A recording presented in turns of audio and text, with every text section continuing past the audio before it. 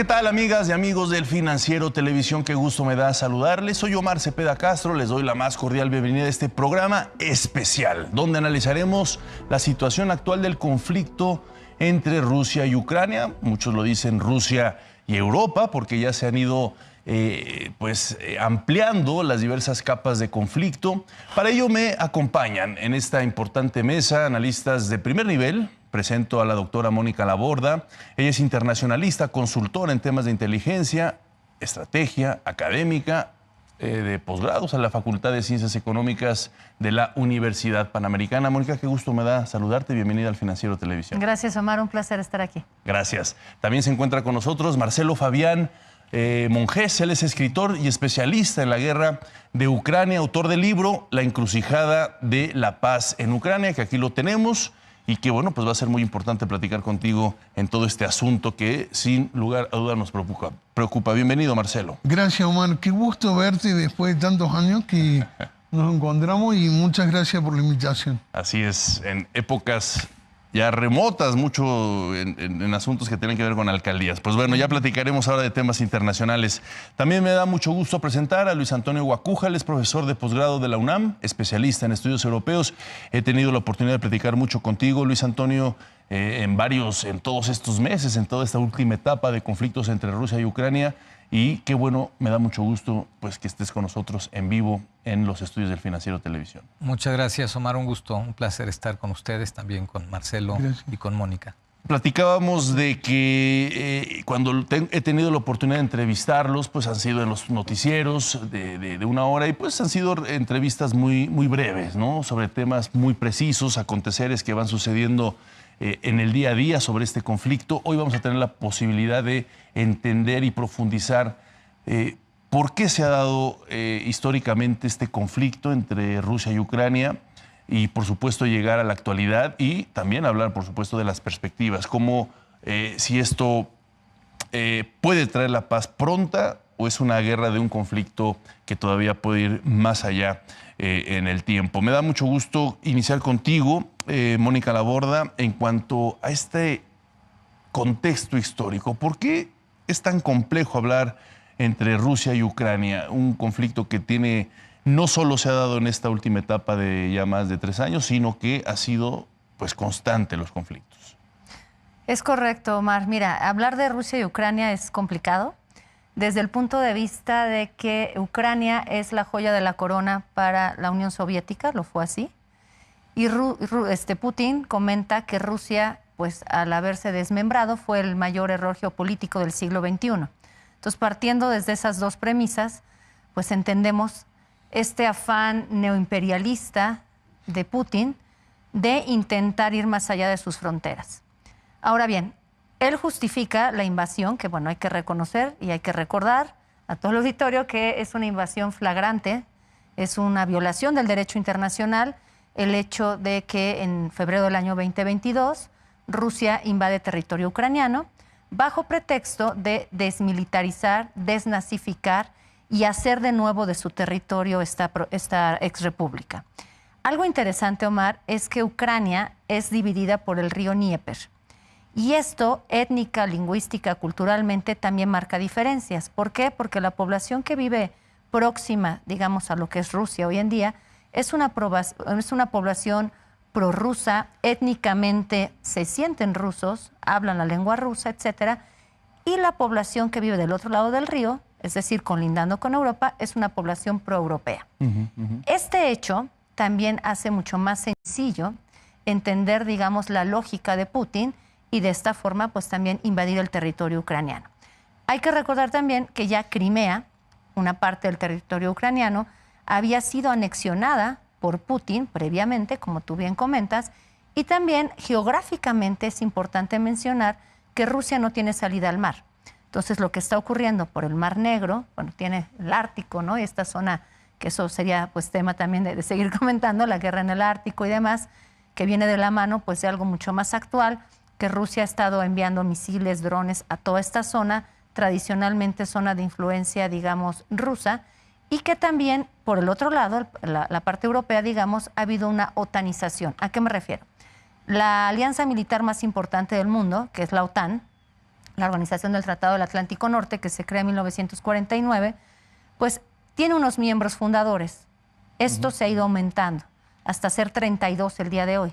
Entonces, si vemos el mapa, efectivamente, pues está casi pegando frontera con Rusia y Ucrania queda, digamos, como un área de tradicional, un colchón, ¿no?, entre la potencia soviética y Europa. Claro. Entonces, toda esta coyuntura hace muy complejo pensar un escenario a futuro de solución y tomando también en cuenta pues, que todos los gaseoductos de gas que vienen hacia Europa vienen desde Rusia y pasaban por territorio ucraniano.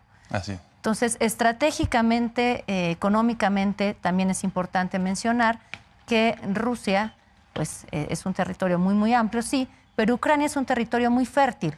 Es el granero del mundo. Exporta también mucho grano, trigo, etcétera. Y esto también pues, ha tenido consecuencias geopolíticas a nivel mundial en temas de seguridad alimentaria. Entonces yo comenzaría diciendo esto, ¿no? Que Ucrania pues juega todos estos papeles tan importantes y por eso es complejo poder entender un escenario futuro de paz. Claro, muy interesante esta radiografía que muestras. En efecto, pones elementos centrales, la desintegración de la Unión Europea, la visión de Vladimir Putin, un estratega político que ya lleva muchos años gobernando un país que en efecto lo quiere hacer nuevamente una potencia importante, y pues aspectos que tienen que ver con Occidente, al menos en esta última etapa de conflicto, la posibilidad de que Ucrania recibiera bases militares de la OTAN y de ahí desencadenó esta tarea. ¿Qué opinas? Desintegración de la Unión Soviética, nada más. ¿Qué dije? De la Unión Europea. De la desintegración de la Unión Soviética. Sí. Qué bueno que me corriges. Luis Antonio, ¿qué opinas al respecto? Bueno, como bien ha señalado Mónica, ¿no? Aquí hay varios elementos y creo que a casi 4 años del inicio de la invasión de Rusia a Ucrania, es tiempo de, ver esta realidad desde una perspectiva mucho más amplia y verla desde esta perspectiva de la complejidad.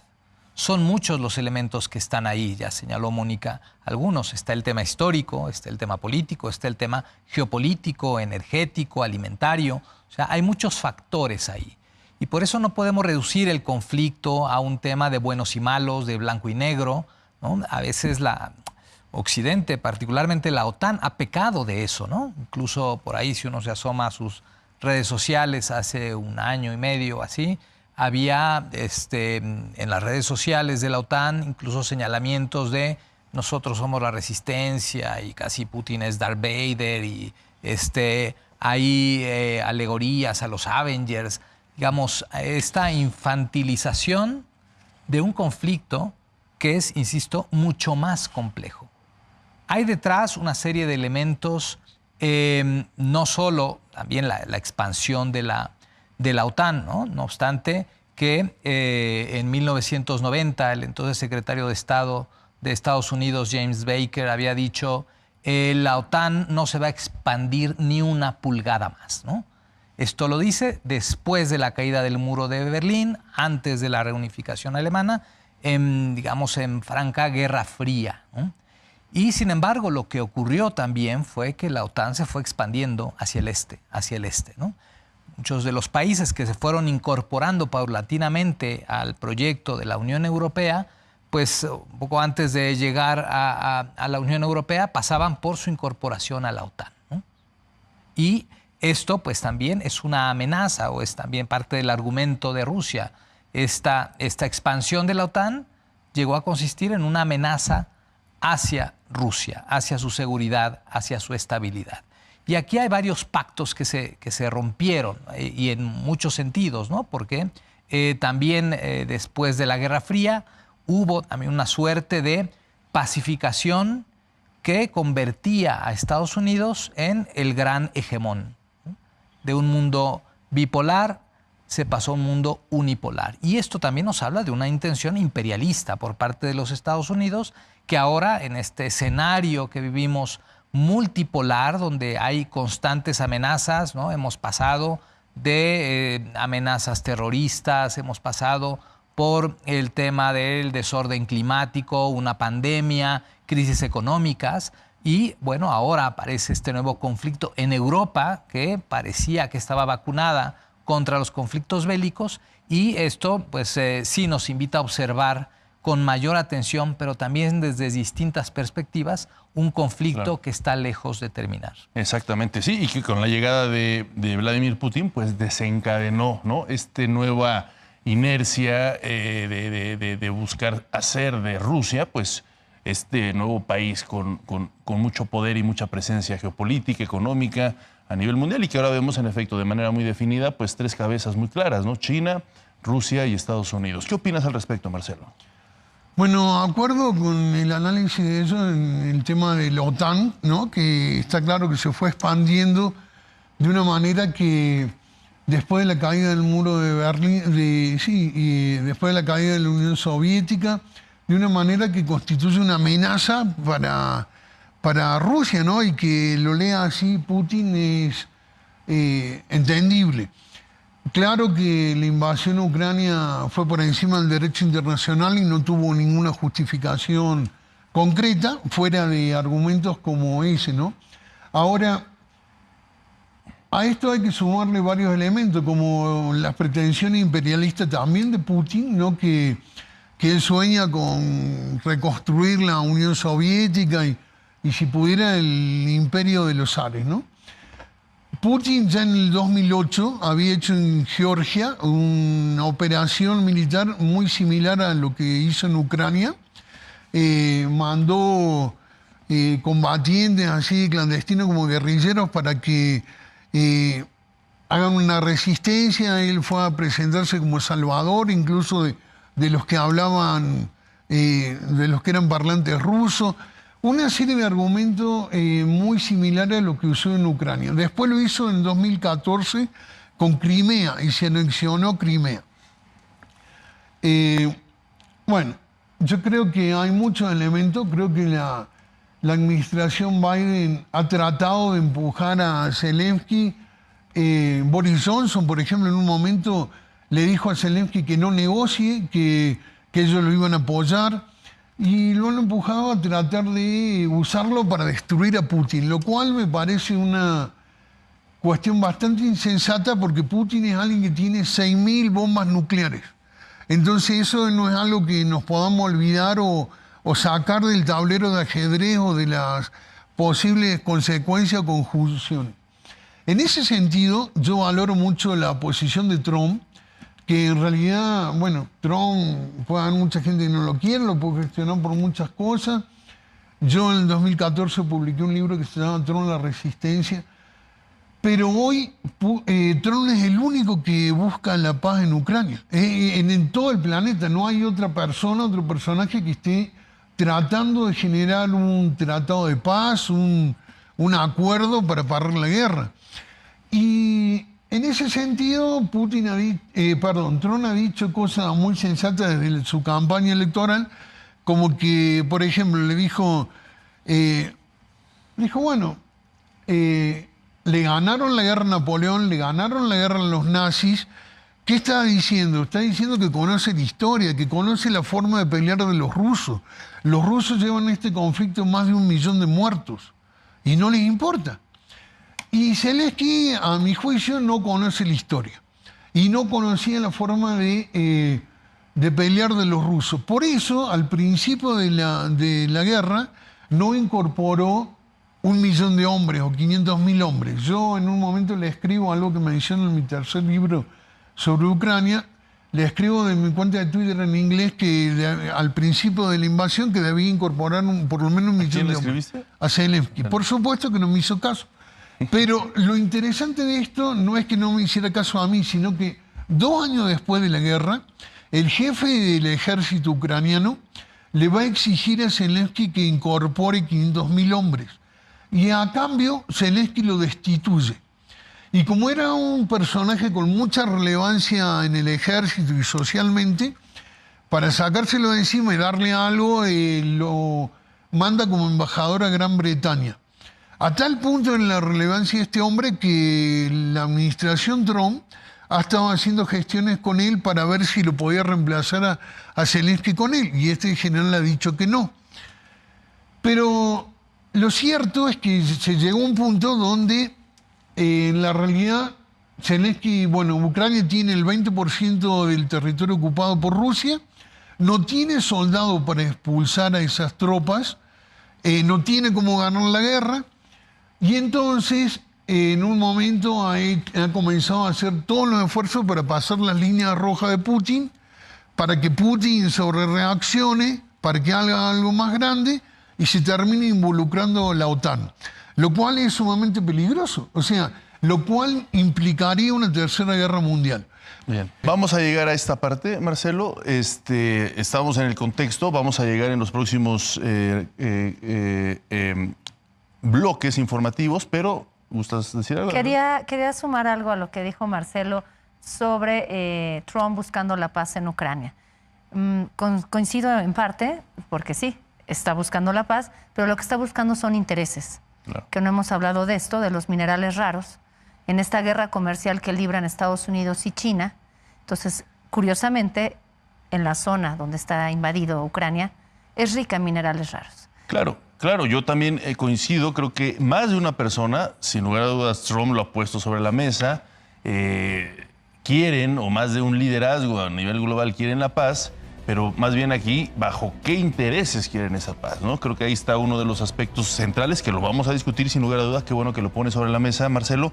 Vamos a hacer una muy breve pausa. Regresamos sobre este interesante tema en cuanto a lo que está sucediendo entre Rusia y Ucrania. Regresamos.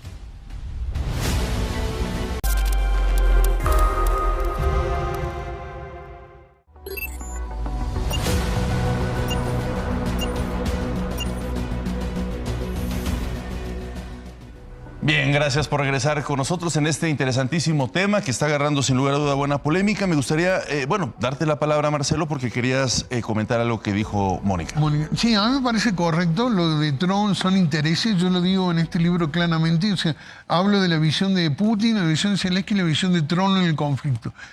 Trump, para él la vida es negocio, todo quiere hacer negocio. Y me parece más inteligente decirle, a ver, lo que está haciendo es decirle, déjense de matar y hagamos negocio. En vez de hacer negocio con la guerra, hagamos negocio con la paz. Entonces, a Putin le está diciendo, te levantamos las sanciones, tenemos mucho negocio para hacer, y a Zelensky le está diciendo, te financiamos la reconstrucción, tenemos mucho negocio para hacer, pero déjense de matar. Me parece enormemente más inteligente que seguir matándose. A tal punto es negocio para Trump que la actitud de él ahora es decir, si quieren seguir matando, sigan, yo les sigo vendiendo armas. Bien. Ese es Trump. Vale. Bien, vamos a seguir profundizando al respecto con estos puntos. Hay un comentario que dijeron respecto a la invasión. ¿Qué tanto se está invadiendo a Rusia? Que creo que eso es muy importante. ¿Qué tanto Rusia ha estado, invadiendo a Ucrania? Hablaban de Crimea, hay otros territorios. Tú comentabas, Marcelo, que está el 20% de ocupación. ¿Cuáles son los términos adecuados? Porque, por otro lado, Rusia, Vladimir Putin, está diciendo, bueno, es que es mi derecho a defenderme, ¿no? Cada quien lo está viendo desde puntos de vista, pues, desde su trinchera. ¿Cómo analizar esta parte, Mónica? Bueno, desde el derecho internacional, Ucrania es un Estado y ha sido violentado en su soberanía cuando otro Estado lo invade. Ahí no hay nada que cuestionar, y definitivamente pues también Europa está siendo afectada en términos de seguridad. Hay que recordar, en el año 2019 el presidente Macron dijo que la OTAN estaba en muerte cerebral. Entonces, bueno, esto más bien lo que ha pasado es al revés, un efecto de incremento de miembros en la OTAN, un efecto de redefinir Europa su seguridad, porque también hay que decir que desde la Segunda Guerra Mundial Europa ha dejado la seguridad en manos de la OTAN, de Estados Unidos, y no tiene esa autonomía estratégica, esa capacidad de defensa más allá de Ucrania, es decir, esa defensa común más allá de sus fronteras. Entonces, esto ha sido un acelerador tanto para la OTAN como para la seguridad europea. El hecho de que Rusia haya invadido otro Estado ha puesto sobre la mesa elementos que Europa no había considerado y que debe atender urgentemente. Uno de ellos es el tema de la seguridad, con iniciativas, como mencionó la señora Ursula von der Leyen en su último informe de Estado de la Unión, de incrementar el gasto. De hecho, ella va vestida, este informe, es curioso también leer el lenguaje, de verde militar, ¿no? La gran general, digamos, al mando de la Unión Europea, precisamente en un escenario de tensión con Rusia, de fricción, y que aquí tampoco hemos comentado el apoyo que da China a todo esto, porque Rusia es el país más sancionado en la historia de Naciones Unidas, todas las sanciones internacionales, los paquetes de sanciones que ha impuesto Europa hacia Rusia. ¿Y cómo entendemos entonces que Rusia sigue subsistiendo, su economía de guerra, cómo se financia? Pues es a través de China. Por ejemplo, el petróleo que antes vendía Rusia hacia Europa y el gas que también vendía y exportaba, ahora lo triangula y va vía la India y la India le vende a Europa. Y esto es gracias a China. China es un gran aliado en términos económicos para Rusia y lo vimos, por ejemplo, recientemente en este abrazo que se dieron, o en este saludo de Trump con Xi Jinping. Vemos el lenguaje corporal también, como pues él intenta saludarlo, como saluda a Trump, ¿no? De estar un buen rato. Autoridad, exactamente. Dominio, ¿no? Y Xi Jinping ni siquiera voltea a verlo. Pero después Putin se acerca a él en otro encuentro que tuvieron y bueno, pues realmente ahí se ven las caras, sonríen. Entonces vemos como ese abrazo del oso, ¿no? Esa mancuerna económica, política, geoestratégica entre China y Rusia también da, digamos, pauta para poder entender cómo Rusia ha podido mantenerse en esta guerra. Entonces son varios los elementos, Omar. La seguridad europea no hay que olvidarla. Esta guerra se libra en territorio europeo. Sí es un puente de conexión Ucrania entre Europa y Asia, sin duda, pero bueno, el principal afectado es Europa.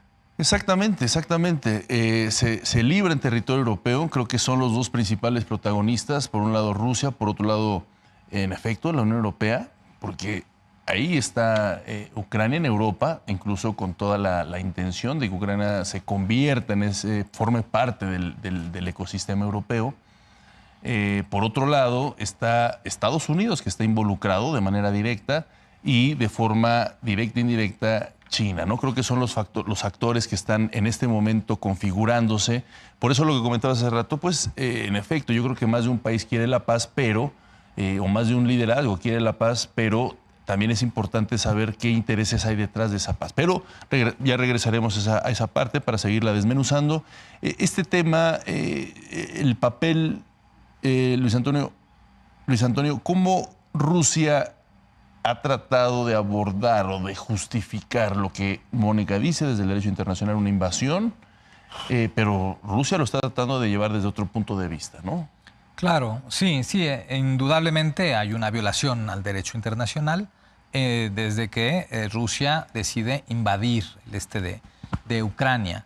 Pero hay que recordar también que el primero, porque había tensiones antes, ¿no? Y el primero que se levanta de la mesa es Washington. Washington es el primero que dice no voy a negociar con Rusia. Y eso detona la invasión de Rusia a Ucrania. Evidentemente, la justificación de Putin es, por un lado, el tema histórico de la pertenencia de Ucrania a Rusia y, bueno, esta identidad que hay de ciertas regiones hacia la lengua y la historia de pertenencia a Rusia. Y, por el otro lado, está el tema de la amenaza de la OTAN que va avanzando hacia el este. Y, bueno, pues esto, digamos, es el caldo de cultivo perfecto para que en un momento de tensión donde no hay una alternativa, pues Rusia dice, bueno, pues yo invado esta parte, ¿no? Un poco para proteger una frontera. El problema es que sí, estamos ante una guerra proxy que es, digamos, una disputa que va más allá del territorio donde están teniendo lugar las hostilidades. Y claramente vemos que los actores que están en una disputa que va mucho más allá del tema Ucrania son, por supuesto, Estados Unidos, China, Rusia, y es una disputa en muchos sentidos. Es una disputa en temas energéticos, también es una disputa en temas tecnológicos, pero sobre todo es una disputa en tema de la influencia global. Esa influencia global donde, pues, tristemente, uno de los grandes perdedores es Europa, porque Europa se lleva la peor parte. Y alguien como Donald Trump, bueno, pues nos hace recordar esto que en relaciones internacionales se llama el realismo, ¿no? El realismo político, donde lo que pesa más es pues, la fortaleza, la ley del más fuerte. Y esto Trump se ha encargado de mostrarlo de manera burda, de manera grotesca, estos manotazos que da en el tablero internacional una y otra vez. Y desde que asumió la posesión de su cargo en enero de este año, lo dijo con toda claridad, ¿no? Voy sobre Groenlandia, sobre Canadá, sobre el Golfo de México. En fin, es una posición imperialista, colonialista, que es lo que le interesa. Si es así, Trump, ¿por qué le va a molestar que Putin haga lo que está haciendo? O sea, es, digamos, el mayor peligro, la mayor amenaza mundial ahora, pues es Donald Trump, bueno, Netanyahu y por ahí otros, ¿no?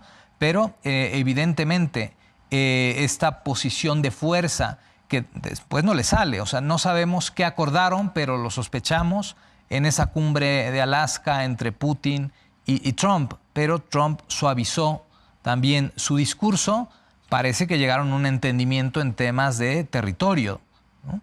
Y lo ha hecho con el caso de Gaza, con Netanyahu.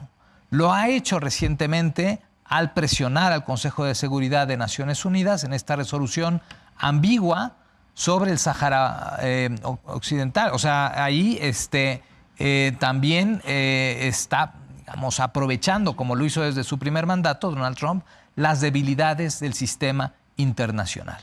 Y dentro de estas debilidades, pongo esto sobre la mesa y te doy la palabra, por supuesto, Mónica, está en efecto, creo que un debilitamiento de Europa y que ahí ha entrado de manera importante Donald Trump, esta irrupción en este segundo mandato, que ha tratado de colonizar incluso la narrativa, ¿no? De todo lo que sucede en el mundo, él va a estar presente, aunque no logre conseguir luego muchas cosas, ¿no? Sí, y no hemos hablado de una falta de liderazgos. En Europa no hay líderes y Trump está asumiendo ese papel de liderazgo a nivel global, donde efectivamente coincido, el sistema en sí mismo lo permite de pues, estas reglas débiles, hombres fuertes. Si hacemos un paralelismo entre Putin, Trump, Xi Jinping, Netanyahu inclusive, son hombres fuertes que no les importa el derecho internacional, no cumplen con las reglas de la comunidad internacional y que el sistema está permitiendo que esto funcione de esta manera. Un sistema también ya fallido en muchos sentidos, Naciones Unidas, que se ha cuestionado, ¿no? La falta de representatividad en el Consejo de Seguridad, en fin, una serie de temas que también dan este panorama en el cual Trump puede operar en Europa y que también, como comentamos, Europa tiene esas carencias en temas de seguridad. Y no solo seguridad, de competitividad también comercial. ¿Dirías que el último liderazgo fuerte de Europa fue Angela Merkel o no? Sí, sí fue Angela Merkel el último liderazgo y también, si recordamos, pues es la única que escuchaba a Putin. De hecho, ¿Sí? Le regalaba flores. Sí, no, la relación Angela era estupenda, Merkel. ¿no? Hablaba Aunque le ruso. trajera el perro ahí, Así es. que le daba a mí. ¿Qué opinas, Marcelo? Mira, yo creo que, bueno, claro, tienen razón cuando están diciendo, fue una invasión, eso es indiscutible, más allá del derecho internacional e incluso más allá de las causas legítimas de Putin como el avance de la OTAN, ¿no? O comprensibles, por lo menos. Ahora, yo en el libro pongo un título que digo, hay que diferenciar lo justo entre lo justo y lo posible. Creo que se ha llegado a una situación de decir, bueno, a ver, Ucrania es un Estado soberano, este es el Estado ucraniano, como dice Mónica, y debería conservar todo su territorio. Pero la realidad es que tiene el 20% del territorio ocupado por tropas rusas. Esa es la realidad. En la segunda reunión en la Casa Blanca entre Trump y Zelensky, que Zelensky llevó acompañado por casi todos los dirigentes de la Unión Europea, inclusive el secretario general de la OTAN, Donald Trump hizo algo muy didáctico, lo escuchó y tenía ahí un mapa y le dijo, está muy bien, pero esa parte del territorio que está ahí coloreada la tienen los rusos. O sea, ¿cómo hacemos para echarlo, no? Entonces, una cosa es lo justo y otra es lo posible.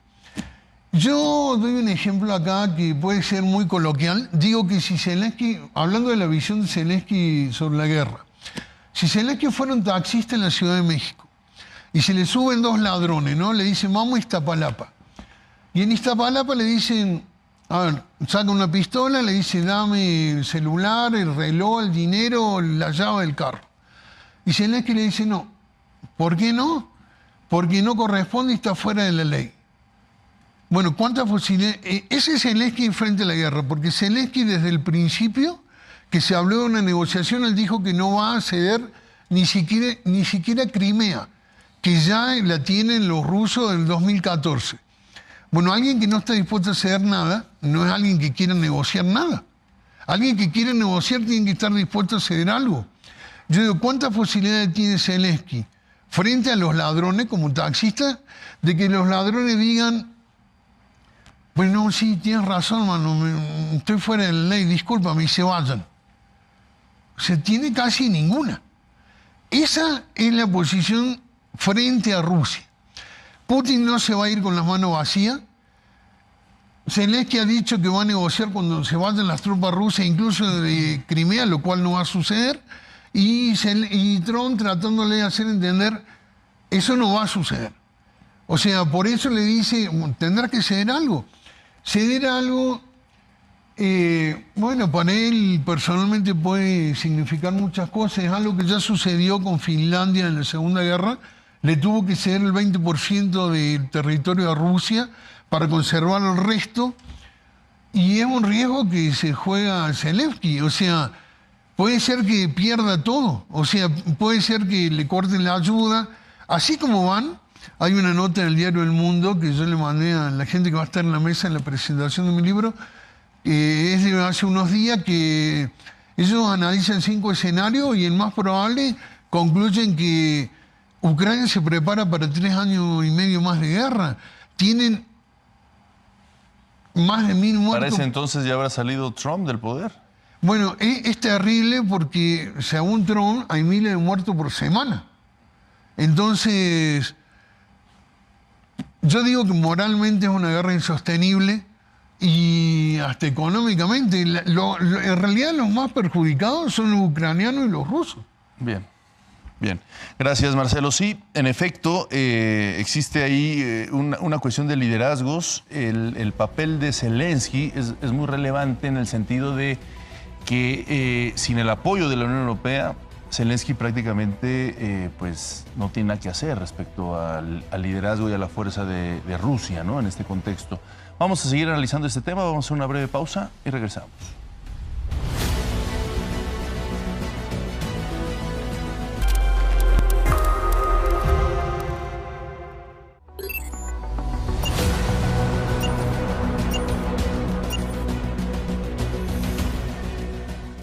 Bien, ya más o menos hemos entendido el contexto histórico, los diversos protagonismos, el por qué se llegó hasta acá. Ahora vamos a analizar precisamente el presente. ¿En qué punto estamos? ¿Qué tan complejo se encuentra la actualidad entre este conflicto? Porque en efecto, lo que hemos dicho, siguen habiendo muertes, sigue habiendo destrucción, sigue habiendo un desgaste social. No hay que dejar de lado el impacto en las sociedades, ¿no? Esta ruptura de la sociedad, sobre todo en Ucrania, y que, bueno, pues esa reconstrucción también es muy importante, no hay que dejar de lado esa parte humana y que, bueno, pues al parecer sigue continuando. Luis Antonio, empiezo contigo en esta ronda, si me lo permites. ¿En qué estamos? ¿Qué tan complejo es? Para después, al cierre de este programa, vamos a hablar sobre la posible paz, ¿no? Claro. Bueno, evidentemente, ¿no? Como bien señalas, el mayor problema es que la gente sigue muriendo, ¿no? Que sigue habiendo hostilidades, que Rusia ha ido avanzando en los últimos meses del año, hubo aproximadamente 500 kilómetros por mes, ¿no? Que hay un agotamiento también de las fuerzas ucranianas, que hay un desgaste profundo en el gobierno de Ucrania, incluso esta posibilidad como palmadita en la espalda que le da la Unión Europea de incorporarse a la Unión Europea como tal, como un país miembro, pues no la veremos en el corto plazo, porque hoy por hoy Ucrania no cumple ninguno de los requisitos para ingresar a la Unión Europea y de pronto además le tienen que regañar porque hay algunas posiciones del gobierno que no le gustan mucho a la Unión Europea, ¿no? La ilegalidad de partidos políticos, la falta de transparencia, en fin. Pero además hay que hablar del tema Ucrania más allá de Ucrania, ¿no? La debilidad de Europa, la humillación de la Unión Europea frente a Donald Trump, la humillación de la OTAN también frente a Donald Trump, ¿no? O sea, sí, como bien señaló Mónica, hace tiempo Emmanuel Macron dijo, bueno, la OTAN padece muerte cerebral. Yo diría que ahora está en estado vegetativo, ¿no? Pero con el agravante de que Donald Trump tiene la mano en la clavija para desconectar el respirador artificial, ¿no? Y la OTAN está sujeta a los designios de Donald Trump. Y la Unión Europea también, ¿no? Con un temor, con esa claudicación a la autonomía estratégica que se agrava mucho más con el entorno. Palestina, un genocidio en curso contra el pueblo palestino. El doble rasero que se utiliza al hablar del derecho internacional o de las determinaciones de la propia Corte Penal Internacional, que tiene, pues sí, señalamientos importantes y órdenes de arresto internacional contra Vladimir Putin, pero también contra Netanyahu. Y media docena de países de la Unión Europea dispuestos a no hacer caso. Y pese a los señalamientos de los relatores, de las conclusiones de las Naciones Unidas sobre un genocidio, muchos países, sobre todo occidentales, deciden voltear hacia otro lado. Una crisis humanitaria en Sudán y muchas otras cosas que pasan y que van debilitando al sistema internacional. La ONU cumplió 80 años este 2025 en una crisis profunda que hay quien dice, bueno, pues casi que habría que disolverla y crear otro sistema multilateral porque este está desgastado y hay que hacerlo quizá, como lo ha dicho la relatora de Naciones Unidas para Palestina, hay que rearmar un sistema internacional sobre esta crisis en Palestina, ¿no? Y es un entorno que no se puede obviar porque ha obligado a tomar decisiones que son muy contradictorias en el sistema internacional y no es lo mismo, ¿no? Los refugiados que vienen de Ucrania, porque dicen algunos europeos, estos se parecen a nosotros, ¿no? Son güeritos, de ojos claros, pero no es lo mismo que nos vengan del norte de África o que nos vengan de algún lado de Medio Oriente, por ejemplo. Sí, los continentes juegan distinto cada factor y región mundial sobre el derecho internacional, ¿no? Adelante, Claro. Sí, efectivamente, pues los impactos que tiene esta guerra, pues nos encontramos en un punto de desgaste, sin duda, y también en un punto en el cual el foco, es decir, ya no está de moda. Ucrania no es solamente el único foco que está prendido en el mundo. Medio Oriente vino a distraer la atención, otras tensiones, las guerras comerciales, la guerra de aranceles, etcétera. Entonces Ucrania parece ser que se ha ido dejando en segundo término, pero no hemos hablado de vidas humanas, ¿no? Hemos hablado de intereses, de geopolítica, pero la gente sigue muriendo, la gente sigue migrando. Hay niños ucranianos que están en Rusia, que también esto, pues hay toda una cuestión ahí de, digamos, hacer todo un cambio intelectual hacia estos niños, ¿no? De que se cree pues un sentimiento de pertenencia hacia Rusia y de odio hacia Ucrania, la rusofobia, que es otro fenómeno que también se está dando en las generaciones, en niños que están creciendo en este estado de guerra y que, bueno, futuras generaciones tendrán en mente justamente que Rusia pues es el malo de la historia en este sentido, ¿no? Hablando de buenos y malos o de ganadores y perdedores. Entonces, el impacto que tiene esto para Europa sin duda es brutal. Toda la migración que está llegando desde Ucrania y el hecho también de que Europa no está pasando un momento económicamente, lo decía hace un ratito, Draghi, hay un informe, el informe Draghi, que es de los últimos informes que genera la Unión Europea para entender la competitividad y la innovación de cara a China. La Unión Europea se está quedando rezagada en este sentido. Entonces, el hecho de acoger más gente a su territorio, de involucrarlos en un sistema donde también hay un invierno demográfico en Europa, donde cada vez nace menos gente, donde los migrantes son necesarios para mantener este sistema, que a saber si haya futuras generaciones con pensiones en Europa, porque bueno, vamos en una lógica en la cual también se está destinando mayor presupuesto a defensa y se están descuidando temas sociales, en fin. Es un sinfín de consecuencias y de impactos que está teniendo la guerra en Ucrania y que nos encontramos en un punto en el cual no pareciera que va a haber una paz en el corto, mediano plazo, porque también hay muchos intereses de por medio y a quién le interesa o a quién le beneficia la paz. Claro. ¿no? Habría que lanzar esa pregunta también al aire de, bueno, pues todo esto que hemos hablado. Rusia está muy involucrada, Trump también tiene intereses geoestratégicos, China también por su parte, y Europa pues intentando, ¿no?, en toda esta dinámica que también comentamos, redefinir su seguridad estratégica, redefinir su competitividad con una serie de desafíos muy complejos al interior de su territorio. Claro, se habla mucho justo de cuánto apoyo se le va a dar a Ucrania para nuevos misiles, nuevo armamento, pero en efecto se está dejando de lado el análisis de la descomposición social. Se habla poco del apoyo que están recibiendo los diversos sectores ucranianos, en este caso, que son los que más están sufriendo sin lugar a dudas. Marcelo.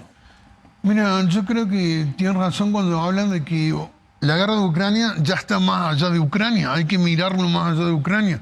De hecho, creo que le afecta a todo el planeta, aunque sea como esta guerra de baja intensidad, digamos, ¿no? Porque de pronto uno se olvida que ahí se matan miles por semana. Algunas pruebas de que está más allá de Ucrania. Bueno, han encontrado soldados chinos, que lo ha denunciado Zelensky. O sea, el nivel de apoyo de China no es solo el petróleo, es enorme. Yo lo digo en el primer libro que lo publiqué a 2 meses de la invasión, que China iba a disimular todo lo que pudiera y iba a tratar de no pagar las consecuencias, pero que iba a apoyar inclusive militarmente a Rusia. Zelensky ha mostrado soldados chinos. Y norcoreanos también. Y norcoreanos, por supuesto, que esos han ido por miles y han agarrado prisioneros y han tenido un montón de muertos. Y la mayoría de la munición rusa, porque, digamos, las sanciones no han volteado el gobierno de Putin, no le han provocado el efecto que le hubiera gustado a Zelensky, pero sí le han traído problemas, incluso para la producción de armamento. La mayoría de las municiones que maneja Rusia son norcoreanas, por lo menos las de artillería. Entonces, bueno, los dos, en el caso de los dos bandos, usan mercenarios. Hace poco se publicó que murieron 3 argentinos, un colombiano, han muerto mexicanos combatiendo.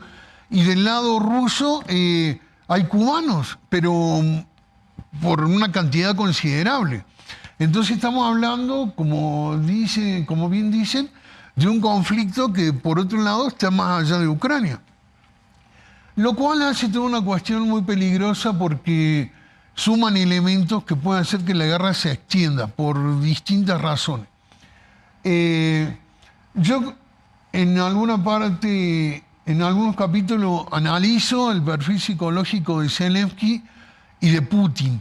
Para el análisis entrevisté a algunos psicólogos, amigos, que algunos prefirieron no salir en el texto, pero bueno, me gustaría que puedas leer el análisis sí. Y yo creo que para un buen psicólogo le parecería un buen análisis. Siempre es bueno analizar, ¿no?, los perfiles, definitivamente el contexto histórico de cada individuo, quienes lideran, ¿no? Se ha hablado mucho también de la capacidad intelectual de Donald Trump, de los diversos liderazgos. Siempre ha sido un análisis constante, ¿no? De dónde, cómo y proviene fulanito de tal. Bueno, vamos a hacer una breve pausa porque ya estamos llegando a la parte final. Regresamos con una pregunta. ¿Qué se requiere para llegar a la paz? Con esta vamos a llegar a la conclusión del programa y regresamos.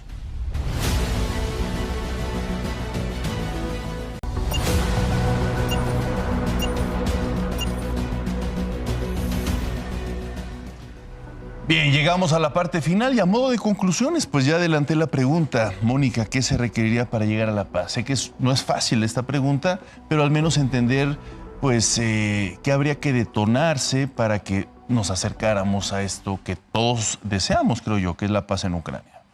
Primero que nada, que esté involucrada Europa en la mesa de negociación, porque, bueno, tanto Putin como Trump han intentado negociar entre ellos. Si bien hemos comentado que Trump ha querido hacerlo por intereses o por otros motivos, pero Europa se ha dejado de lado. Entonces creo yo que uno de los elementos principales es que Europa se siente a esta mesa, que haya negociación y que Ucrania esté también presente, que no se decida la paz solamente entre Putin y Trump, o pensemos en un escenario más a futuro, que esperemos que no sea el caso, que la guerra se termine, pero que Trump ya no esté en el poder y que esta guerra se resuelva entre potencias y no entre países involucrados, que son, insisto, Ucrania, quien está viviendo la guerra en su territorio, y la Unión Europea, que vive las consecuencias de esta guerra también, y el impacto geopolítico, geoestratégico en términos de sociales, en fin, todo lo que hemos venido comentando en el programa. Entonces considero yo que para llegar a una paz, primero, tienen que estar los actores presentes, y segundo, también debe de haber una cesión en las posturas, es decir, una voluntad política para poder llegar a un acuerdo. Putin ha sido muy claro que él no va a ceder. Una quinta parte del territorio, como comentaba Marcelo, está siendo invadida. Eso es un hecho. Y Putin no se va a retroceder. Al contrario, ha ido ganando terreno. Entonces, debe de haber un cambio en esta perspectiva para poder llegar a entender o pensar en un escenario, un horizonte de paz, donde también a Putin le convenga esa postura y que sea convencido de la misma. Porque sin duda, si Rusia no está de acuerdo en los términos que se negocien, no va a haber paz. Exactamente. ¿Se tendría que resolver entonces esta guerra en una mesa de negociación, Luis Antonio, o podría haber otras posibilidades? Bueno, primero hago un paréntesis, sí, sin entrar en el tema psicológico, pero sí, en estas dos reuniones que hubo este año, Putin-Trump y la reunión de Trump con Xi Jinping, ¿no? Que son, digamos, como las grandes ligas de los liderazgos donde a Donald Trump le gusta jugar. Incluso después de la reunión con Xi Jinping decía, yo quisiera tener un gabinete como el de él, ¿no? Y Angela Merkel, que citó hace rato Mónica, también en sus memorias llegó a escribir, ¿no? Que Trump tenía una fascinación especial por Putin, ¿no? Un Donald Trump que tiene el poder, aunque no tenga idea, que confunde Sudamérica con Sudáfrica, en fin, pero tiene el poder, ¿no? ¿Qué se necesita para la paz? Para la paz se necesita voluntad política y se necesita liderazgo. Tristemente, y ahí difiero un poco con Mónica, porque lo ideal es que fuese Europa ese actor que pueda mediar. Pero Europa ahora ha claudicado en todos sentidos. Y quizá tenemos que esperar otros liderazgos. China, Turquía, que ya lo ha hecho antes, ha sentado en la mesa de negociación, esto que se dinamitó en 2022, que señaló Marcelo, a instancias de Reino Unido, y después habrá que evaluar cuánto se ha perdido desde entonces y qué hubiese pasado si en ese momento se llega a un acuerdo de paz. Quizá una intervención de Naciones Unidas sería lo ideal, pero unas Naciones Unidas ahora muy débiles. Y otra parte, y con esto concluyo, el tema de los intereses. Porque hoy por hoy, ¿a quién le interesa la paz más allá del pueblo ucraniano, ¿no? Y a los que, digamos, somos convencidos de la paz como una herramienta necesaria para la convivencia humana, ¿no? Pero, como decía Eduardo Galeano, las guerras necesitan armas, pero las armas necesitan guerras. Y ahí hay intereses que incluso están por encima de Donald Trump. A esos intereses les conviene pues un resort en Gaza y les conviene que se perpetúe la guerra en Ucrania y que hay otros conflictos armados, porque esto activa la economía también, ¿no? Entonces es una situación muy crítica, pero ojalá hubiese la suficiente voluntad política y los suficientes liderazgos que ahora pues cuesta trabajo encontrarlos. Claro, muchas gracias. Bueno, mira, sumaría algo súper breve. Un paréntesis. Sí, pero Súper breve, no me tardo ni 10 segundos. Interarmas si leen leyes. Lo dije yo en un artículo también en el Pulso de Europa cada viernes. Justo lo que dice Luis, cuando hay intereses las leyes callan. Y en el caso de Europa, pues yo todavía soy convencida de que pudiera haber algún tipo de situación que impulsara la paz, como lo ha hecho en el proyecto europeo de más de 50 años. Perfecto, gracias. Adelante. Ahora, hay una cosa que me gustaría que conviniéramos, a ver si estoy bien. Europa no ha tenido ni una sola iniciativa de paz. No ha habido ni una sola propuesta de paz para este conflicto de parte de Europa. Entonces, cuando dicen, no, bueno, Europa tiene que estar. No sé cuál es el rol que va a sumar Europa, si Europa está preocupada en seguirse militarizando y está detrás de los argumentos de Zelensky. Zelensky le está diciendo, ahí vienen, Putin cuando acabe con nosotros va a seguir con ustedes. Y eso le fue a decir a Donald Trump en la Casa Blanca. Y Donald Trump, y le dijo incluso, ya lo van a sentir. Y Donald Trump le dijo, no me venga a decir lo que vamos a sentir. O sea, Zelensky es muy bueno para jugar con los miedos de los otros. Y esos son los argumentos que podrían ser válidos. No es cierto que Putin va a acabar con Ucrania y va a poder seguir con toda Europa. No es cierto ni que quiera. Claro. O sea, y hay muchas formas de evitar eso. Ahora, acá hay otro elemento, por ejemplo, habla de otro liderazgo como China, ¿no? Bueno, la postura de Donald Trump coincide con la postura de Lula y de China. Los dos proponen que se congelen los frentes de combate como están ahora y que se queden así. Esa es una posibilidad para terminar con la guerra. El problema es, como bien dice, ¿no? Hace falta voluntad política. Y esa voluntad política no la hay. De parte de Putin, yo creo que hay una jugada que es típica de ajedrez. Él le apuesta a objetivos de alta, dice quiero más territorio del que tengo tomado, y los ucranianos dicen no, salen corriendo. Pero es una postura para negociar. Si uno se sienta, le pueden decir, no, bueno, hablemos de lo que hay, no hablemos que quieres más. Pero del otro lado está Zelensky, que no quiere ceder nada. Entonces yo digo que mientras Zelensky esté ahí, no va a haber paz en Ucrania. O sea, es muy difícil que haya paz en Ucrania. O sea, ¿cómo vas a negociar con alguien que está dispuesto a no ceder nada? Bien, pues qué interesante plática. Deberíamos hacer otra, pero vale mucho la pena darle continuidad a este tema porque en efecto, además, pues es un conflicto que va a estar en constante movimiento por todo lo que hemos ya hablado.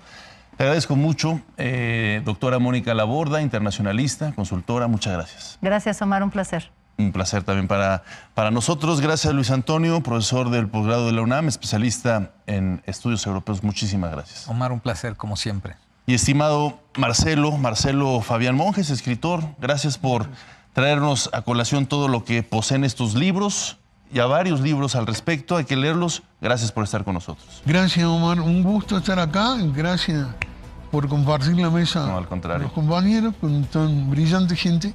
Un placer. Muy interesante. Gracias a ustedes por acompañarnos. Pasen felices fiestas. Yo soy Omar Cepeda Castro. Nos vemos la próxima.